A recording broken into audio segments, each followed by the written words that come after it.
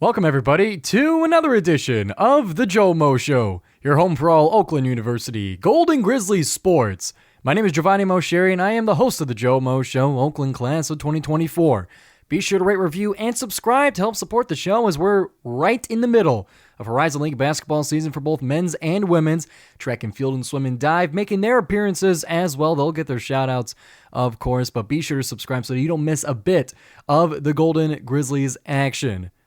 And don't forget, you can follow the GioMoShow on Instagram on its own dedicated page at the GioMoShow, where that Instagram is now newly forced to post in 4:5 ratio as opposed to the 1:1. I can't stand that update. I made all my graphics 1:1, and then now they changed it to 4.5, to 4:5. But if that non-square ruin wasteland is not your place, and I'm on Twitter as well, at GioMoShow, WXOU. And you can use the hashtag the GioMoShow on social media to get involved with the show. And me as an engineering major, I just loved the 1:1 and they took it away from me. But we'll have to adjust either way. That frustration aside, and another frustration to put aside is if you guys are one of the many grieving Lions fans, of which I am one of them, then this is a safe space where we dive only into the Golden Grizzlies, but our grief is acknowledged here on the GioMoShow. But no need to cry still, although it still stings. We got Golden Grizzlies to hopefully warm up your frozen heart a little bit. And we'll start it with men's basketball as they are now on a 3-game win streak, jumping up 3 places in the Horizon League standings from the depths of 3-4, and now they're at 5-4. Is that the math? I don't think so. Either way, what am I doing here? Either way, the Golden Grizzlies are on a 3-game win streak, and they bumped themselves up 3 spots in the Horizon League to now 5th place and within striking distance of the top 4 spot that they have been coveting throughout this regular season. Oakland is also the number 2 defense overall in the league and the number 1 defense in conference play, holding teams to 69.2 points per game overall. That includes their game against Illinois. That includes their game against Kansas, Loyola Chicago, Oregon State, Arkansas. Like all of those non-conference games are included in that, holding teams to under 70 points. And when you move into Horizon League play, it's bumped down to allowing teams only 65.2 points per game in conference play. With that being said, we're also the worst offense, but it starts to balance out a little bit, and we're improving a little bit. We score 65.4 points per game, which is last in the league, and that's in the overall. And then in the Horizon League, we are 10th in scoring. We're 1 place up, 1 place above Green Bay in scoring, where we're 66 flat points per game. So those are the news and headlines that are the main storylines that I wanted to point out before we get into the game reviews themselves, starting with last Wednesday's home game against IU Indy, the new identity Jaguars. Many new faces, I think entirely new faces from last year. 16 new faces on this IU Indy squad. But despite the change and despite the positive vibes on the program, it was business as usual in the arena with a decent crowd for a Wednesday night. A pretty good crowd, I should say, above decent. But they had a pretty good crowd there, and Oakland was just able to take care of business. They built a multiple possession lead. It got up to by the second half, I think the closest the game got was 12 points. So it was really just taking care of business. Now IU Indy was missing one of their big guys that they would ordinarily depend on to guard both Baru and Mukeba, but could he have done both? I'm not sure. So I'm not saying that would have changed the result of the game, but it surely made it a lot simpler for the Golden Grizzlies. 72-59 is the final score at home against the Jaguars, where Alan Mukeba, 20 points on 7 of 8 from the floor, only missed 1 shot, 6 of 8 from the free throw line, 9 rebounds, 3 assists, 3 blocks, 2 steals. Oh my! That's a lot of Alan Mukeba.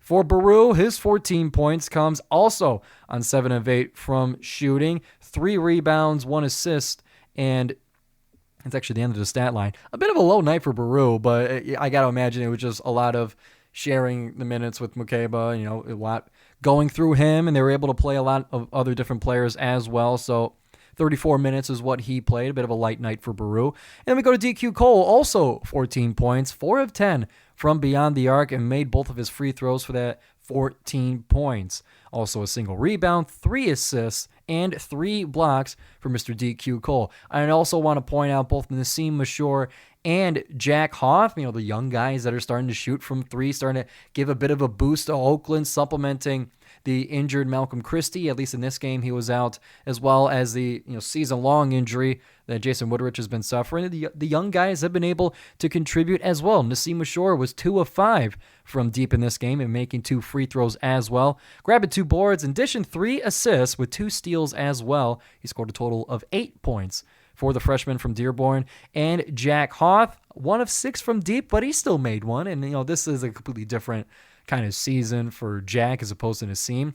And we get into those details when I talk to associate head coach Jeff Smith of the Golden Grizzlies. I just got done talking to him today. I asked specifically about Jack and Nassim, and as well as a review of last week and a preview of this upcoming week. You know how we do it when it comes to the basketball game reviews, so be sure to check that out on YouTube or wherever you get your podcast. My interview, the second one of this series of this season, with associate head coach Jeff Smith. Coach Smitty is just always very, very welcoming. He gives great answers. God, I could listen to him talk all day. Especially when it comes to basketball like this, you got to ask just one question. Similar to Campy, he goes on and gives you everything you need. I love talking to him, so I hope you guys do as well, and you guys can go and check that out wherever you get the GioMoShow. Back to business here. So Oakland would shoot 32% from 3 as well in this game, so a bit of an improvement there as well. Just a good game all around, exactly what you would expect from the Golden Grizzlies against one of the poorer teams in the Horizon League, despite their upward trajectory. Similar story goes for Detroit Mercy in terms of their status in the Horizon League right now, but the game was much different, as Oakland would fight in what Coach Smitty called a rock fight, what I called a bar fight. A 65-59 win is what the Golden Grizzlies would come away with. This one had a lot more interesting of a story. I was at O Grizzlies Bar and Bistro for this game for the live show, and you guys can find me again there Saturday at 2 p.m. when Oakland's on the road against Robert Morris. I will be at O Grizzlies Bar and Bistro giving you guys the scoop for the pregame show and keeping the energy going throughout the game. I'll be at O Grizzlies once again Saturday at 2 p.m. right across the street from Oakland University, across Squirrel Road on University Drive. So I'd love to see you guys out there as well. Details can be found at the GioMoShow on Instagram, as well as at O Grizzlies on Instagram, Facebook, wherever you find your O Grizzlies goodness. So that was where I was for this game. I was at O Grizzlies. I was watching, from the big 100-inch TVs that they have, and this one played a lot differently. And it's a different Detroit Mercy team than last year, similar to IU Indy, a new coach, a lot of new players. And Mark Montgomery, a lot more fascinating of a tale, and at least for Michigan purposes. He's got his roots here in the state of Michigan, coached under Tom Izzo. Coach Smitty told me that he spent a few years on a coaching staff with him, and he got to know Mark Montgomery very well during that time. And he knew that this was going to be what Coach Smitty called a rock fight. He gets his team, gets his players to play tough and to play hard, and just having that kind of history going into a historic program of Detroit Mercy, it was cool to see. And it was also cool to see because we still won anyway. But this game, I'll give you guys the scoop of the story. So Malcolm Christie did come back, and he did fire a couple of threes. And so that was Oakland's reinforcements. And Detroit Mercy had their own reinforcements as well. Not the all 5 starting freshman lineup like last week. They had Orlando Lovejoy back. But Oakland was able to put the clamps on him and make him a non-factor in this game, at least relative to how he's been playing otherwise. But Detroit came out with a great start. They would have an early 5-point lead after 2 minutes, and they would be up by 4 after 8 minutes of play. So 12 minutes into the first half, and Detroit Mercy is up 4 points. It was, a bit of for me, a bit of a first punch to the face. Everyone's got a plan until they get punched in the face, as they say. So I was taken a little bit aback by that, and it would be a pretty doggone fight throughout the rest of the game.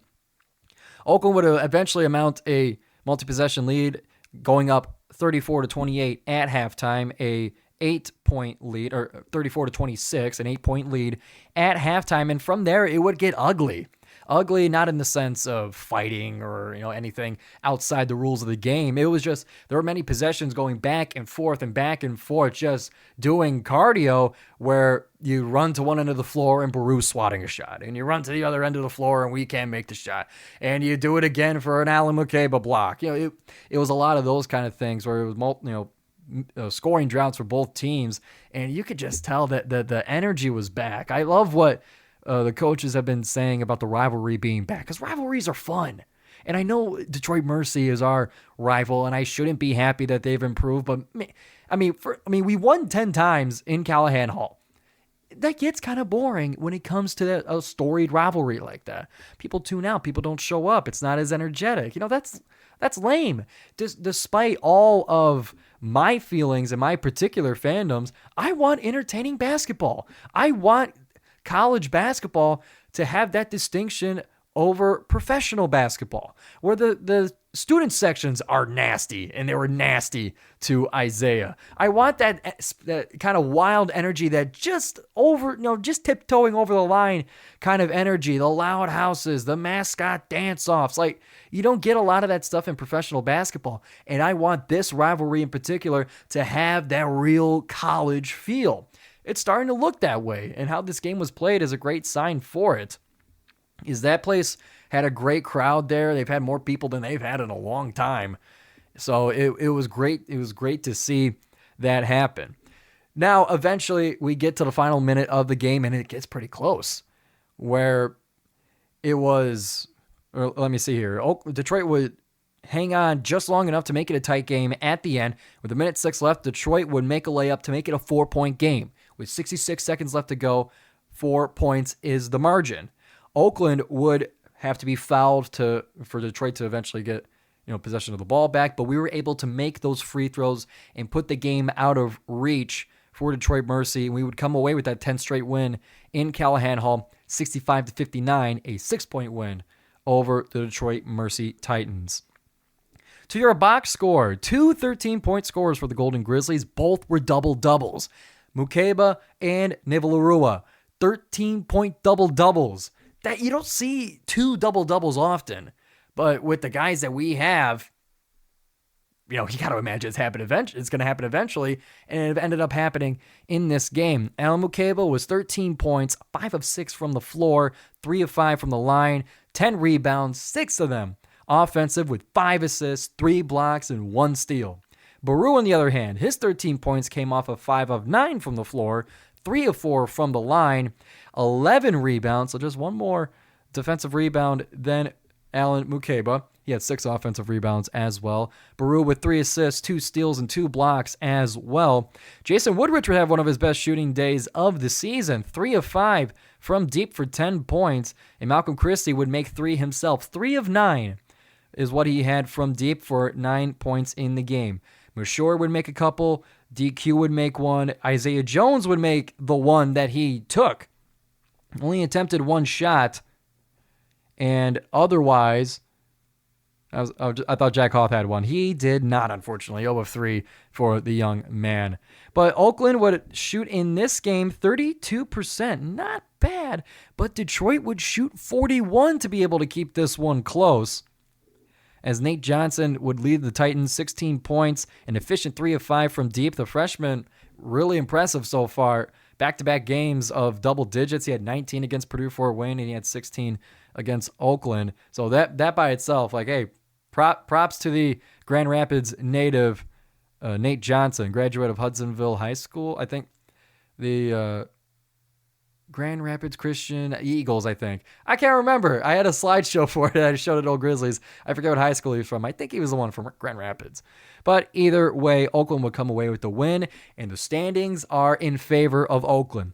Like I said, jumping up 3 places from last week, from 8th place to 5th place. So now 5-4 and above 500 in Horizon League play. Just 1 game behind Youngstown State, who drops 1 spot in the rankings, flipping 3rd and 4th with Milwaukee. In Northern Kentucky, dropping those 3 spots as well as far as your Horizon League standing changes. Cleveland State is still on a crazy run. They're at the top. Purdue Fort Wayne is still nuts. They are at 2nd place. And Milwaukee and Youngstown State rounding out your top 4. Oakland's getting close. Oakland, and especially with a lot more home games coming up, Oakland does still have a shot, despite the rough start, at getting a top 4 spot, that home Horizon League tournament game along with the bye.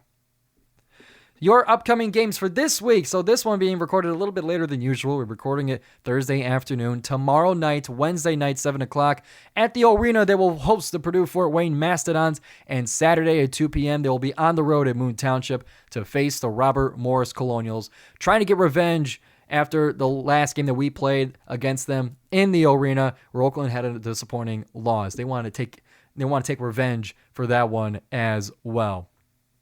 And then other than that, the next 4 of the 5 games are going to be at home as well. So I can't wait to actually be able to get to the arena and experience some of this season a little bit closer.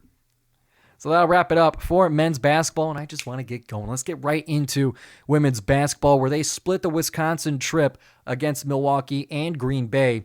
The Milwaukee game was very interesting because despite Milwaukee being the last place in the Horizon League, one of the poorer programs when it comes to women's basketball, they were still able to keep it tight with Oakland, forcing the game into overtime.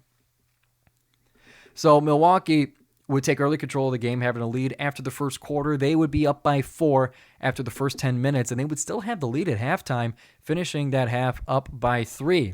Oakland had chances. They had a couple of small leads here and there, but majority of it, Oakland was chasing Milwaukee.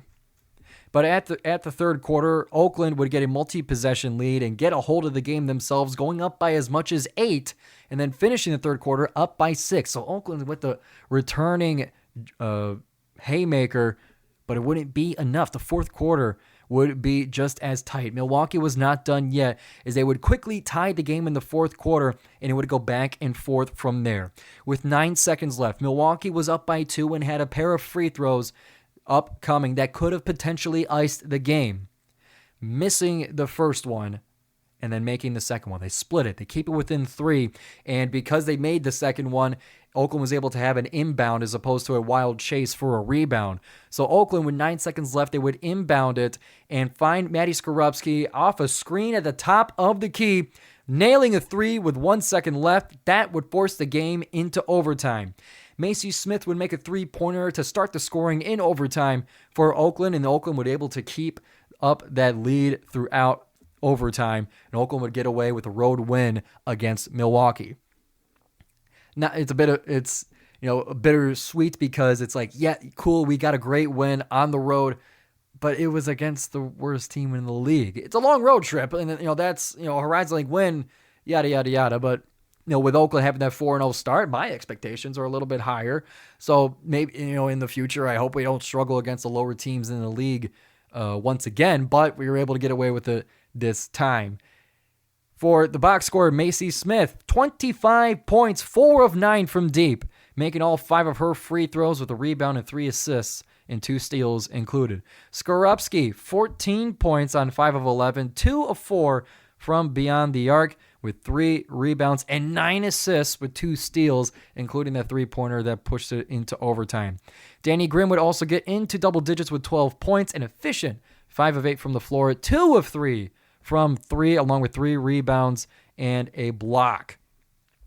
Oakland would finish the game shooting 41.7% from deep, starting at 60% in the first quarter, dipping to 14 in the second, but would stay high up above 50% three-point shooting throughout the rest of the game. So it was really just that second quarter that kept it into the 40s. It probably would have finished in the 50% from 3 if not for that 1 for 7 from deep in that second quarter. So a great game for Oakland. They get a road win against the Milwaukee Panthers, and they would continue on the road to face Green Bay, and they would not have the same luck. Green Bay's like one of the best teams in the Horizon League. They were runner-up last year. They're second place in the league right now, and second place only because Purdue Fort Wayne is literally one of the best women's basketball programs in the country for mid-major basketball. They're literally like one of the best. They're on an insane win streak. They're perfect in the league. I think 8-0. Yeah, currently they are 9-0 in the league, 14-5 overall. Purdue Fort Wayne's insane. And Green Bay is right behind them, a 7-1 conference record. Like I said, runner-up in last year's conference tournament. They're one of the best programs in the league. And after that big emotional game against Milwaukee, they would just walk into a buzzsaw and lose it 69-39. A 30-point loss on the road. That kind of blows. For the box score, Danny Grimm would lead the Golden Grizzlies, the only Golden Grizzly in double digits, 15 points, 3 of 7 from deep, and 6 of 14 from the field, 3 rebounds and 2 assists. But the three-point shooting did not continue. Macy Smith was 1 of 5. Maddie Skorupski was 0 of 4. Not the same three-point shooting night for Oakland. Not the same shooting night in general. 30% from the floor, 20% from the free throw line as well. So a bit of up, a bit of down.